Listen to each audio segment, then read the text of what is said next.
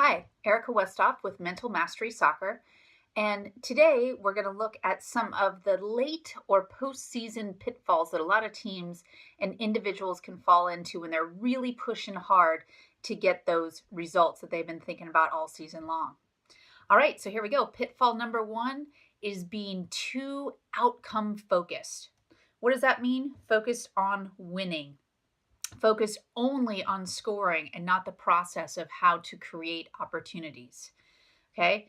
Show me somebody who's very outcome focused, and I will show you somebody who is nervous, who's overthinking, who's worried, whose stress is so high, it's going to be really, really difficult to perform well. So, what do? What's the solution? It's to get present and breathe. All right. Getting present means I'm focused on the task right now. This pass, this touch, connecting this ball, creating this opportunity. It's right in front of me right now, okay? Breathing, I know it sounds simple, and it is, but that's why it works. Don't knock it till you try it, okay? A nice slow breath helps to get you focused. It slows you down a little bit, and you're acknowledging how you're feeling, which research has shown that in itself can be very helpful for calming down and staying in control.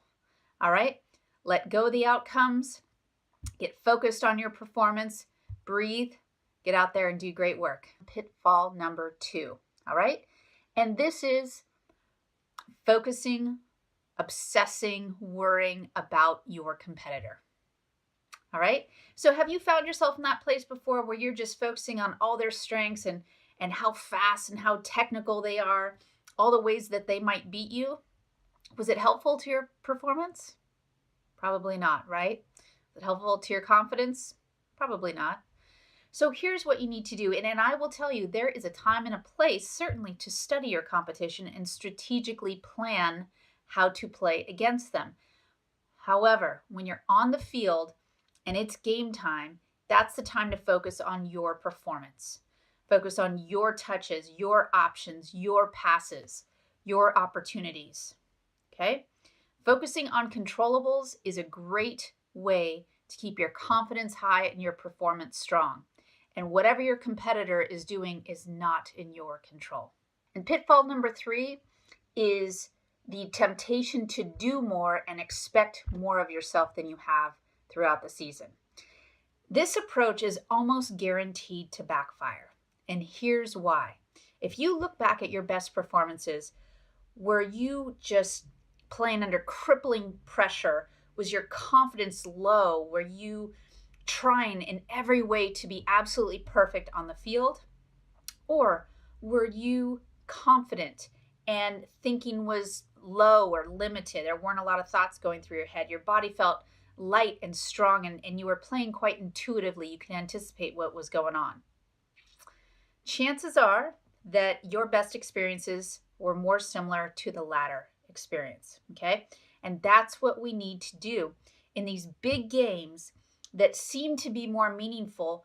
Our goal is to keep doing what we've done throughout the season that has made us successful, that got us to postseason, okay? Now, the energy, the environment is going to change. It's going to feel more exciting. It's going to feel more energized, but our job doesn't change. We've got to show up with what has made us successful in the past and do it. We're at the final pitfall, postseason pitfall that a lot of teams and individual athletes fall into with big postseason or big games throughout the year. And pitfall number 4 is getting fired up. Okay, there's a long-standing belief that this is how you're supposed to mentally prepare for big games. Getting emotional, thinking about winning, getting tense and breathing shallow. A lot of people say this is the way to do it. However, for most of us, that leaves us feeling overwhelmed, overstimulated, and just too much going on in our head. And just to play with this a little bit, I want you in your own private space to jump up and down, get emotional, start thinking about all the reasons you deserve to win. Start breathing hard and fast. And while you're doing all that, I want you to, in your mind, imagine executing a perfect pass. Can you do it? Can you do all of that at once? Chances are it was pretty distracting and overwhelming. Okay? Now, try this instead. Try taking a few deep breaths, slowing things down, clearing out your mind, keeping things nice and quiet, and now try to see that same pass. Easier?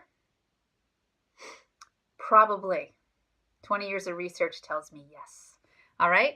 So what does that mean? That means that in a game like soccer, where we have to make a lot of quick decisions, we need a clear mind, okay? We do need our body to be energized and ready, but we're striving to be light, fast, and strong, not tense, tight, and stiff, okay? That's what fired up gets you, all right? So we want to be calm from the neck up. We want to be ready from the neck down. And sometimes the approach on those two things are a little bit different, but finding a way that you can execute that perfect pass in imagery increases the chances that you can get it done on the field. All right, so that's your little homework assignment. I'll see you back here next time.